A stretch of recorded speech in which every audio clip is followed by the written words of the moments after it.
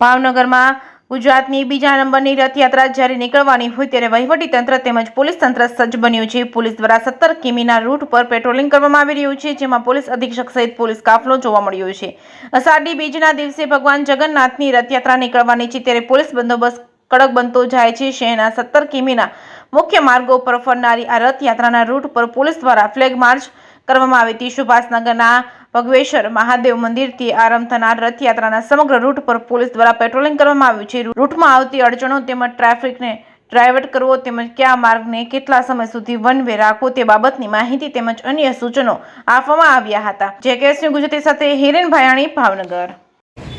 આજરોજ ભાવનગર શહેરમાં આવનારા 7 જુલાઈના રોજ જે ભગવાન જગન્નાથજીની રથયાત્રા નીકળનાર છે તે સમગ્ર રૂટ ઉપર ભાવનગર શહેરના પોલીસ સ્ટેશનના પોલીસ અધિકારી કર્મચારીઓ, ટ્રાફિક શાખાના પોલીસ અધિકારી કર્મચારીઓ અને એલસીબી એસઓજીના પોલીસ અધિકારી કર્મચારીઓ મારફતે 2 વ્હીલર અને 4 વ્હીલર ઉપર એક ફ્લેગ માર્ચનું આયોજન કરવામાં આવેલું હતું।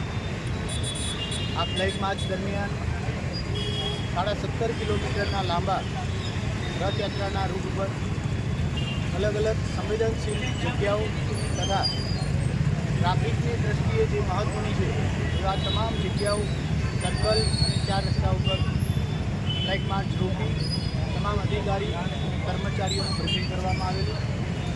સાથે સાથે સમગ્ર રૂટમાં જે પણ જગ્યાએ ઇમારતોનું રિપેરિંગ કે નવું બનાવવામાં આવતું જે બાંધકામ હોય તે ધ્યાને લઈ રથયાત્રાના ચોક્કસ દિવસો પહેલાં ત્યાં કોઈપણ પ્રકારના બાંધકામની રથયાત્રાને નડે એની સામગ્રી રોડ ઉપર ન પડી જાય એ મુજબનું આયોજન કરવામાં આવેલું છે।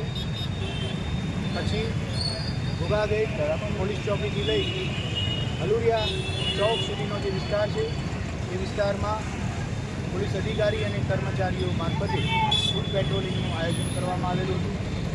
આ પ્રકારની અલગ અલગ પ્રકારની route march, flag march, communal D point અને ધાબા પોઈન્ટ અવારનવાર સેન્સિટાઇઝ કરવામાં આવી રહ્યા છે। સાથે સાથે છેલ્લા 1 વર્ષમાં જે બદલાતા સમીકરણો છે એને અનુસંધાનમાં જો કોઈ ફિક્સ પોઈન્ટ, ધાબા પોઈન્ટ કે ડીપ પોઈન્ટ બદલી અને નવા ઉમેરવાની જરૂરિયાત જણાય તો એ દિશામાં પણ ભાવનગર શહેર પોલીસ વિચારાધીન છે।